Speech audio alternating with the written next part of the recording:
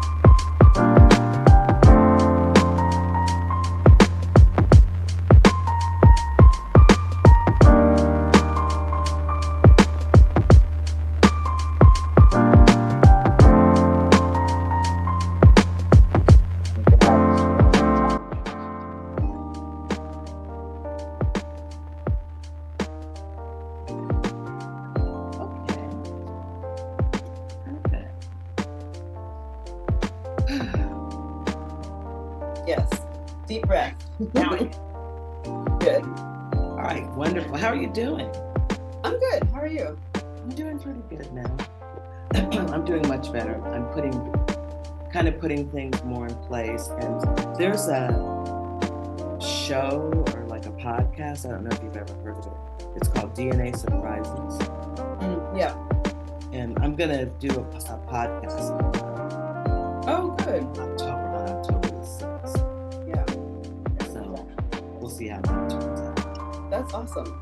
But up until then, I thought I would just kind of check in because this was so weird. Yeah. What happened?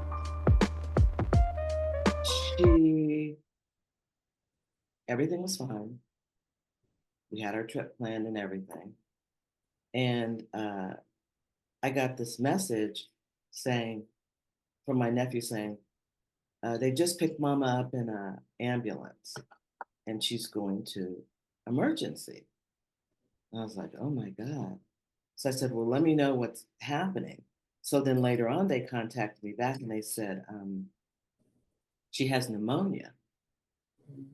And I said, oh, okay. And they said, we'll keep you, in the loop. So they, kept contacting me kind of like, nothing. And then she was there a day. I think the next day they said that she was doing better. They were going to let her go home. They said, we're going to let her go home and we're going to send someone to the house to check on her to make sure she's okay. I said, oh, okay, good. So she went home and I didn't hear anything for like about a week or about a week. I didn't hear anything. And I thought, well, I'm not going to check in because no news is good news. Because one time I was checking in and my brother-in-law said, well, we're doing this, that, or the other. When I'm free, I'll contact you back. And he didn't. So I said, well, everything must be. So then that happened. And then the next thing I know, I got another message from my nephew saying, they just picked mama up in an ambulance again and she's going back to the hospital. And they said she doesn't want to eat and she's cranky and she doesn't want to do anything. She doesn't want to get up. She doesn't want to do anything. So they took her back to the hospital. So then the next thing I heard was they said she needs a heart valve replacement. Oh, wow. And then I was like, oh. And they said, well, and then next thing they said, they're waiting. They said, well, they can't do it because they don't think she can make it through the operation. So they said, we're going to move her to another hospital and see if they can go in through her groin. So they did, it was like the next day they did that. And then I heard back later on and they said, my nephew said they can't do it. They can't do it. And I said, well, what are they gonna do? And he goes, I don't know. So then he left for a little while, then he came back, and then I said, well, what are they gonna do? And he said, her organs are shutting down. Oh, wow. And I said, what? And he said, her organs are shutting down. I said, oh, I'm going for a walk. Mhm. And so I just left and I went for a walk and I came back and said, she's gone. Mhm. And that was that. I did find out later on that she had had a heart valve replacement before. Oh, okay. How many valves do you have in your heart? Do you have to I, replace? I have no I was like, is idea. it the same one? Or like Yeah. if there's multiple ones or There's whatever? definitely multiples, but I don't know how many. But yeah, there's definitely multiple. Yeah, so they said, yeah, so that was that. And then they said, I was like, okay. And then didn't really talk to my brother-in-law that night because he was pretty upset. Mhm. And so I just kind of hung out. And then they said, well, we're going to have the funeral. It was May 21st. And they said, we're going to have the funeral on May 31st or 30th or something like that. And I said, okay. And I said, well, I can't, I can't get up Yeah. there, you know? And I said, well, I'll tell you what I'm going to do. I said, we're still going to come in July, like we said, and we'll just come up and because there's nothing I can really do at the funeral anyway. Yeah. And it was my brother-in-law's birthday. We were going in July for his 80th. Oh, that's really nice. Yeah. Yeah, so I said, well, we'll just come anyway in July, like we scheduled. And so, we waited, and then that's what we did. And his extended family was there because it had already been. It was a surprise party, as a matter of fact. So he didn't even really. It was kind of hard because he didn't really know that. Yeah. And then my daughter was gonna come, and then he was trying to make arrangements. I'm like, why? I don't know how to say why my daughter's coming. You know what I Uh, mean? She was yeah. going to come as a surprise to meet my sister. So it Uh, just kind of got all but anyway, a lot of the family came and everything. And then we took photos and they had like a big celebration for him and all of his friends from when he worked in the, I forget the name of the group. It's kind of like SNCC, but it isn't. Or like, the SNCC and the Panthers or whatever. It's one of those yeah. groups. So they Okay. had been, since the 60s, they had been doing Wow. stuff in Kansas City. And they were well known. They had like gotten awards from the mayor and stuff, and they got a lot of things changed in Kansas City, for Black people. So it was a big thing about that. So then we stayed, like a week, and then we just went to Charleston, and then we just came. So that was kind of just it. And how are you doing now? Fine until I talk about Yeah. it. I'm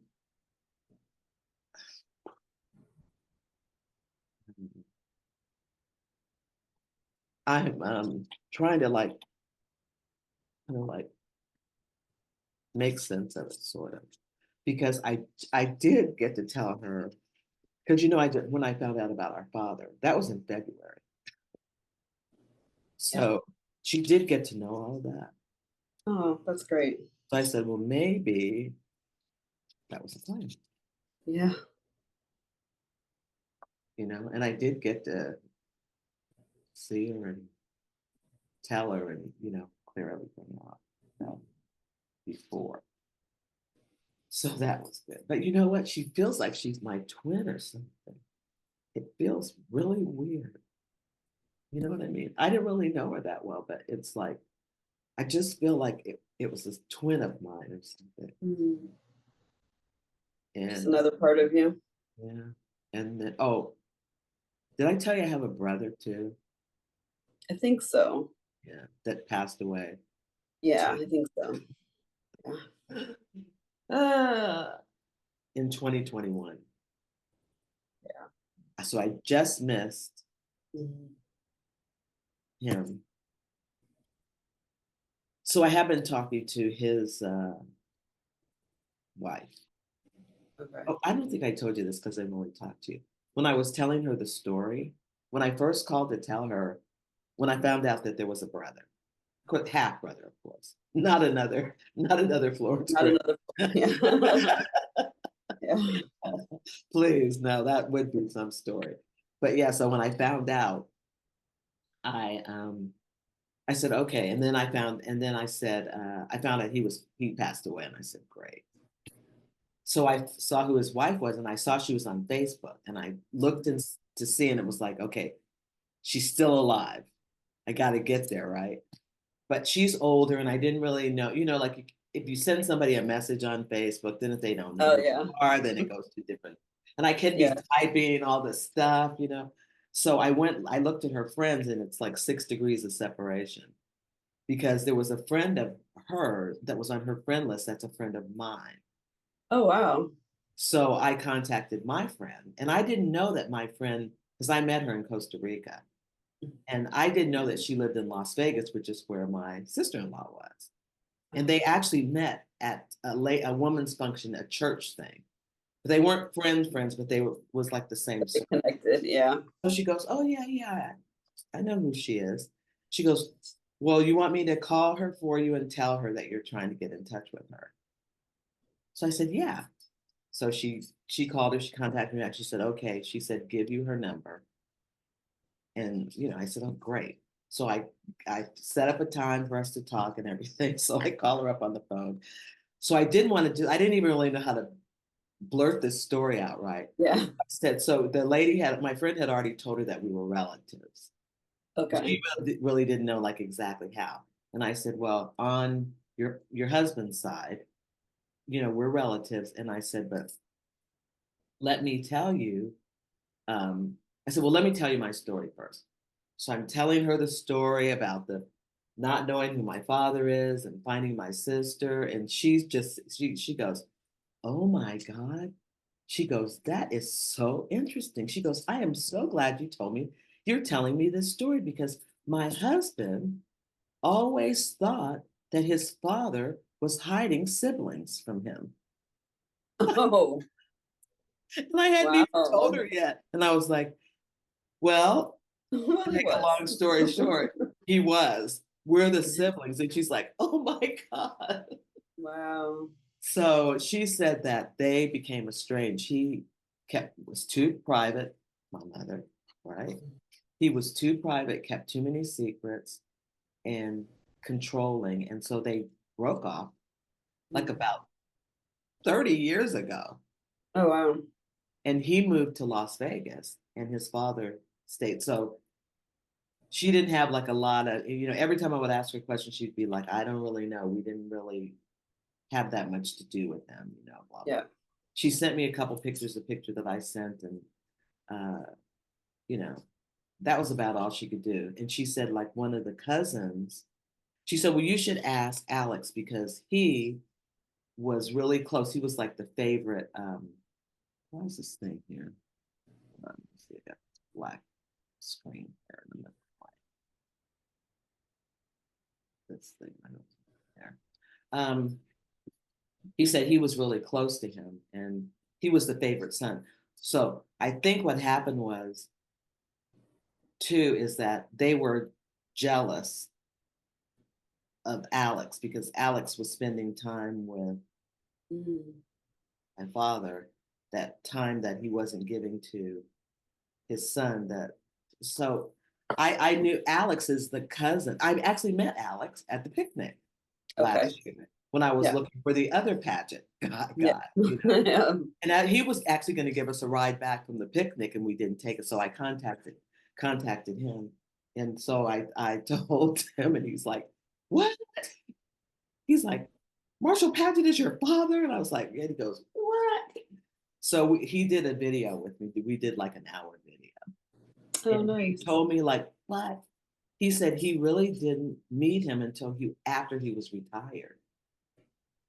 Oh, So he okay. only got the very tail end of his life when he was living by himself and his you know, and he was taking care of himself, but he called him Mr. Magoo.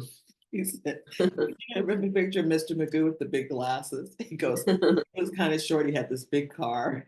He would drive all over the place. Glasses. You know, and he said everybody liked him. And, you know, he gave me like some information about how he was very active in civil rights. And he was a union steward back in the day when it was really dangerous to be a union steward, like at the 40s and 50s for Chrysler. And he was also prominent in Detroit. And he was alternate for the Democratic National Convention in 1960.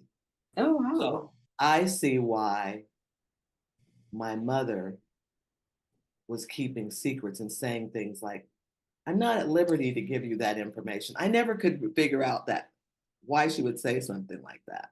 Yeah. But now I kind of see, because they must have made some kind of pact or something. Yeah. Because obviously the son that he had, that he didn't know anything about it either, suspected.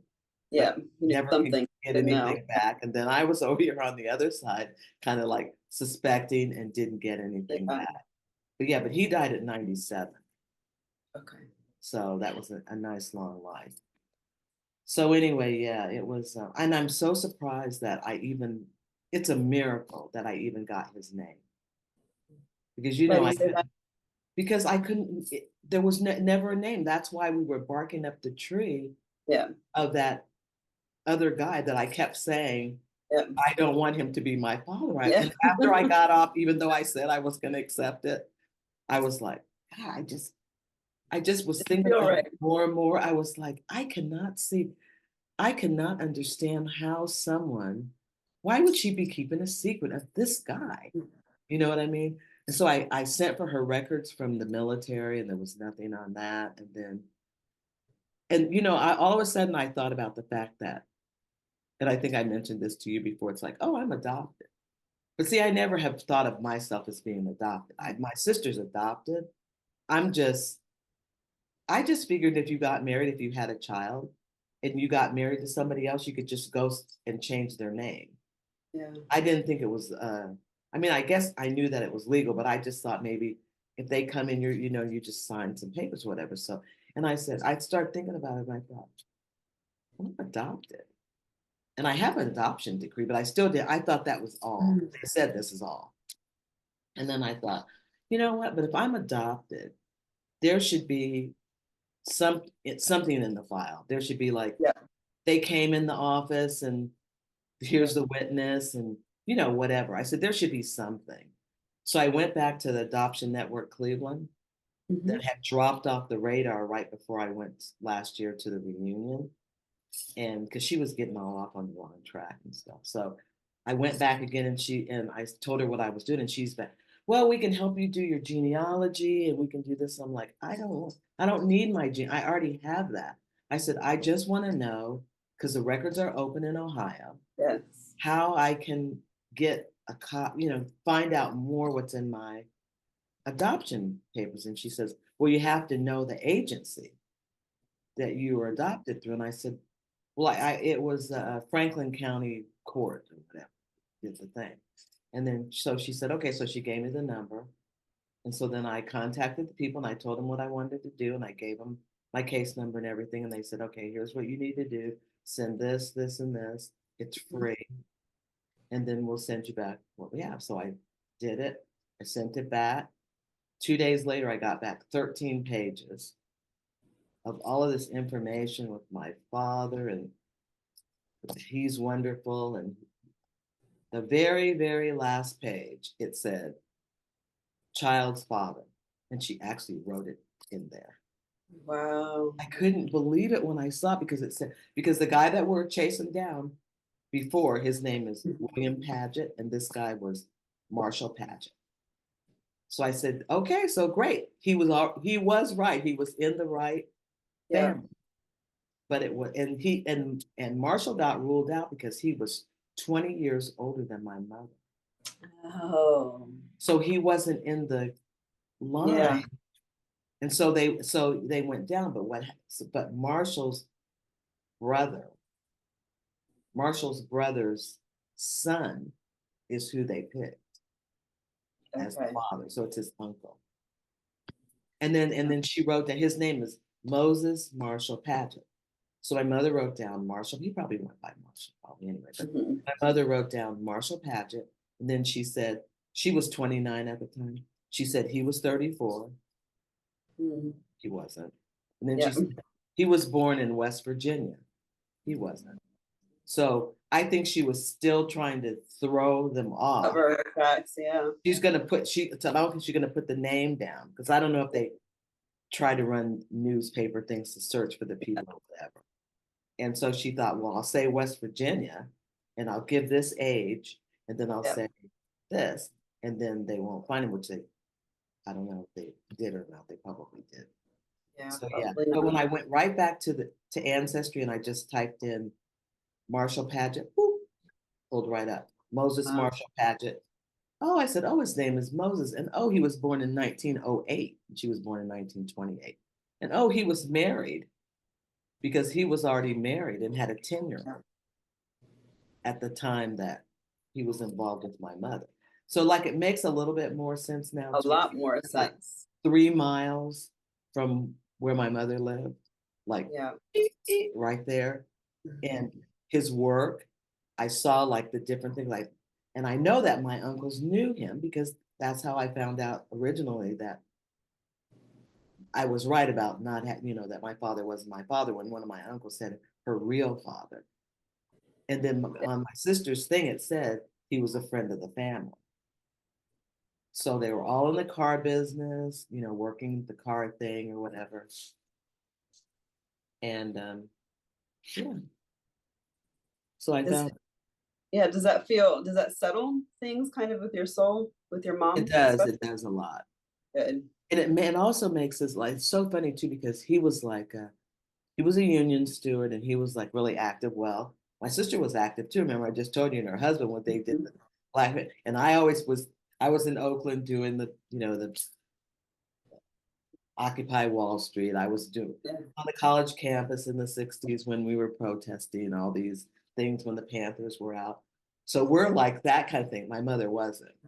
Oh, And wow. then he's an accountant, and that's what my sister was. Wow.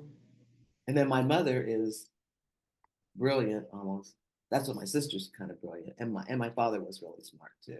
So I just felt like, and he was a snazzy dresser. And I was like, oh yeah, I know where the clothes fashion thing comes from. Yeah. So it really did like solve like a lot of things, but I still was unable to get any information because he's so old.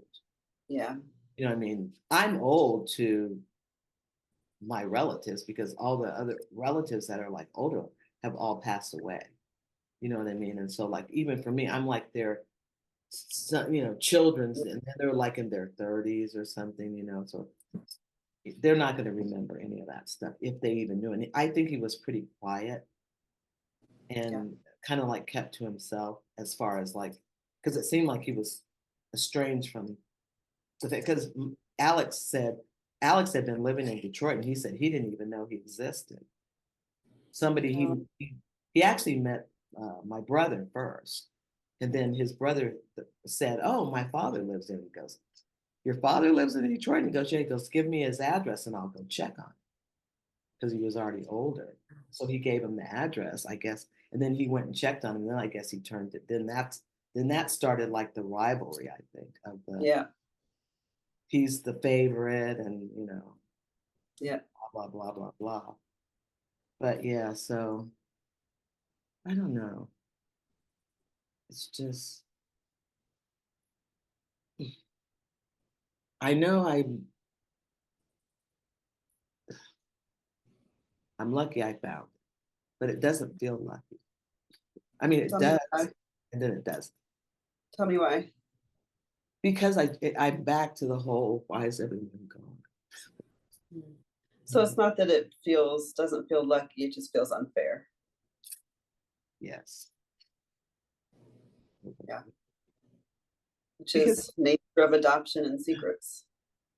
I know, but all the people that I find that are doing this, they all find people when they're younger, and the people are still around. or someone, because everywhere I go, more for the book, I guess, but everywhere I go, there's just like, nothing.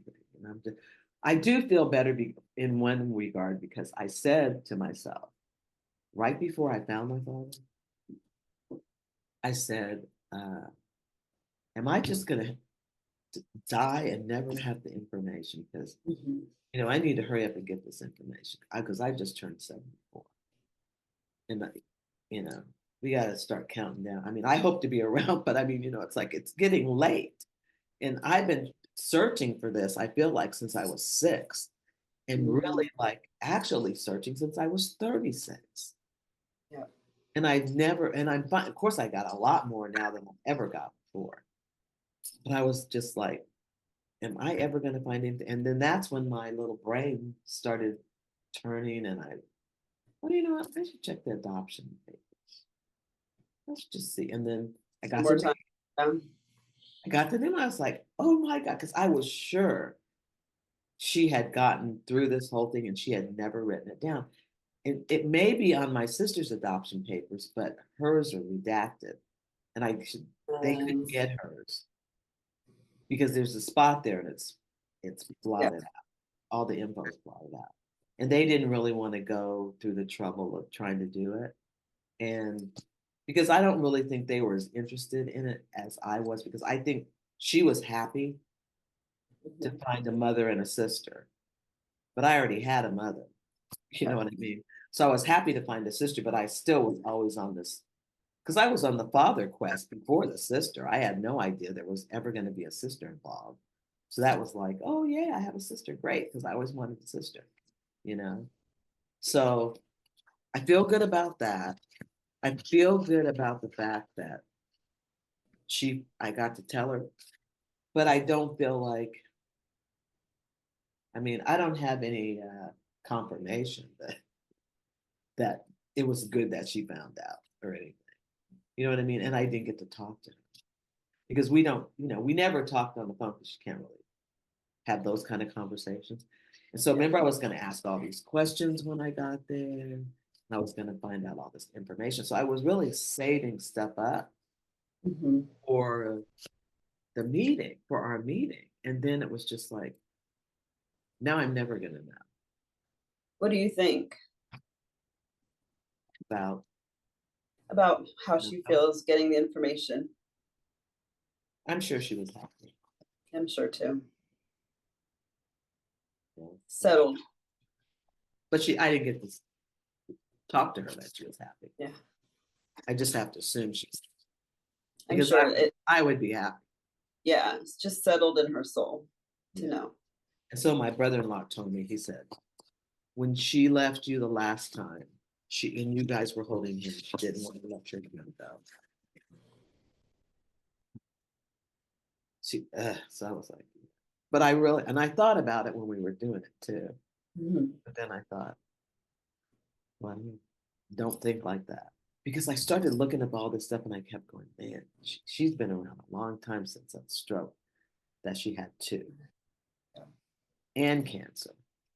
Oh, wow. Yeah. And I was like, I'm lucky she's even here. This is a long time. That's why we had told them that we were going to come there every summer. As long as she was there, we were going to go there for the summer. So that's what we were going to do.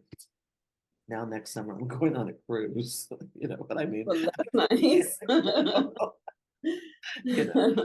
But yeah, so it was that. But it just is so like, I guess it is the unfairness that feels just so. And there's nothing I can do about it. No, but I think that lots of people, when you talk about the book, lots of us will resonate with that because there's so much unfair in all of our stories. I mean, my dad died in 96. I started looking in 93, but I didn't find anyone until 2017. And he didn't even know I had been conceived. And so, yeah, so that like there is just like this unfair piece that I think will resonate. I think you said like most people find them when they're still alive, but I don't think that that's true. Oh, really? Okay, well, maybe it's just the ones I see. Yeah. The ones that are on YouTube. The ones that are telling, yeah. Yeah. Because I guess if you don't find anything, there's Yeah. not much to say. Well, and it's harder to It's talk always about. like, well, I found them, and then it's like, because I mean, it really could have been like I would have never really found out anything about him or anything. And I really have found a lot of That's stuff. a lot. Yes. But